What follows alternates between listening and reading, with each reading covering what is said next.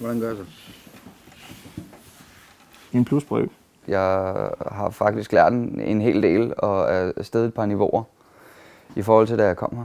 Jack har udviklet sig fantastisk. Han har jo kun været her i 4 måneder. Men han har især, synes jeg, udviklet sig på det personlige plan. Hvor meget han tror på sig selv. Jeg har jo også sagt til mig selv hver dag, siden jeg startede herude, at nu skulle det gennemføres. Ikke? Han troede ikke på sig selv, da han kom her. Men det gør han nu, og først og fremmest så har han fået lyst til at tage en uddannelse, og en helt konkret uddannelse, og han har fået et mål, han kan overskue, og som han også kan kæmpe for. Det har været en rigtig, rigtig god måde, de har lavet herude, og det har været betryggende, og man har ikke været så meget i tvivl, synes jeg.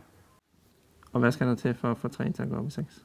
Der skal 2 til. Ja. På mit dansk og mit matematik, og mine sociale omgivelser, og mit engagement for at ville ting, og stå op om morgenen og bare være glad.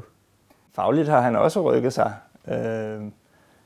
Når eleverne kommer hertil, så bliver de screenet i dansk og matematik, og så får de jo lidt råt for usødet et niveau, de ligger på, svarende til et klassetrin i folkeskolen.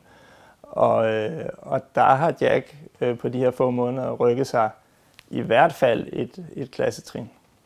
Så på den måde også har det været meget positivt, og formentlig har han også rykket sig mere end det. Jeg har steget nogle niveauer, og på den måde er det blevet bedre i min hverdag, og det er blevet bedre for mig at takle de her forhindringer, jeg nu har med hensyn til de faglige fag.